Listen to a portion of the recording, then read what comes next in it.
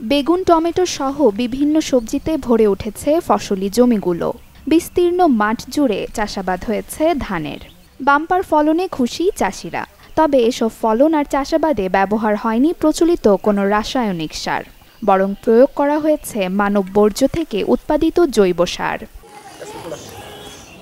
চাঁপাইনবাবগঞ্জ সদর উপজেলার ঝিলিম ও গোবরাতলা ইউনিয়নের ২০২টি পরিবার ইকো টয়লেট ব্যবহার করে মানব বর্জ্য থেকে উৎপাদন করছে জৈব সার। ২০১১ সাল থেকে একটি বেসরকারি উন্নয়ন সংস্থার সহযোগিতায় ইকো টয়লেট স্থাপন ও ব্যবহার করছেন কৃষকরা। তারা বলছেন এই সার ব্যবহারে কমেছে উৎপাদন খরচ, অন্যদিকে বেড়েছে লাভ। এবারে জৈব সার দিয়ে ওই কুমড়া চাষ করবো, এখন ভালোই ফল পাই।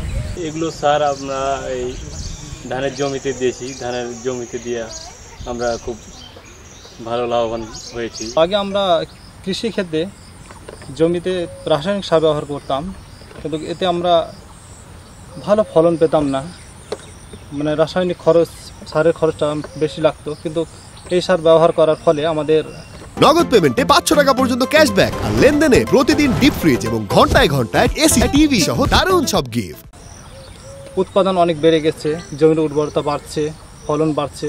এতে আমরা খরচ থেকে সাশ্রয় হচ্ছে এবং অনেক লাভবান হচ্ছি। এদিকে ক্ষতিকর দিক না থাকায় ও লাভবান হওয়ায় ক্ষুদ্র নৃগোষ্ঠী ও কৃষকদের মাঝেও ইকো টয়লেট সারের ব্যবহার বাড়ছে।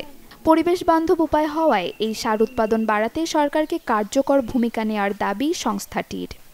এটা ব্যবহার করলেই জমির উর্বরতা শক্তি বাড়বে, এর কোনো ক্ষতিকারক দিক নাই। এটা হচ্ছে একবারে জমির উর্বরতা শক্তি বাড়ার পাশাপাশি হবে কি, যে জমিতে পানি ধারণ ক্ষমতা কম থাকে, এটা ব্যবহার করলে সেখানে পানিও ধারণ ক্ষমতা বাড়বে। মানুষের মল থেকে উৎপাদিত জৈব সার এবং প্রস্রাব যদি আমরা ব্যবহার করতে পারি, তাহলে প্রতি বছর আমাদের বাইরে থেকে যে সার আমদানি করতে হয়, সেই আমদানি করার সারেরও ঘাটতি আমরা পূরণ করতে পারবো বলে বিশ্বাস করি। বিশেষজ্ঞরা বলছেন, নিরাপদ খাদ্য উৎপাদন ও জমির গুণগত মান ঠিক রাখতে ইকো টয়লেটের মাধ্যমে জৈব সার উৎপাদন ও ব্যবহারের বিকল্প নেই। এটা যেমন কম খরচে পাবে এবং এমন একটা ইকো ফ্রেন্ডলি পরিবেশ বান্ধব এক ধরনের ফার্টিলাইজার তৈরি হচ্ছে, যেটা আমাদের পরিবেশের উপরে কোনো রকমের প্রতিক্রিয়া বা কোনো রকম মিশ্র প্রতিক্রিয়া নাই। এই ইকো টয়লেটের মাধ্যমে অনেকে এই জৈব সার তৈরি করে তারা অনেকে লাভবান হচ্ছে এবং আর্থিকভাবে তারা বেনিফিশিয়ার হচ্ছে। একটি ইকো টয়লেট থেকে বছরে ১৫০ কেজি জৈব সার উৎপাদন করা যায়, যা ব্যবহার করা যায় ১ বিঘা জমিতে। এতে বিঘা প্রতি সাশ্রয় হয় ২ থেকে ৩ হাজার টাকা।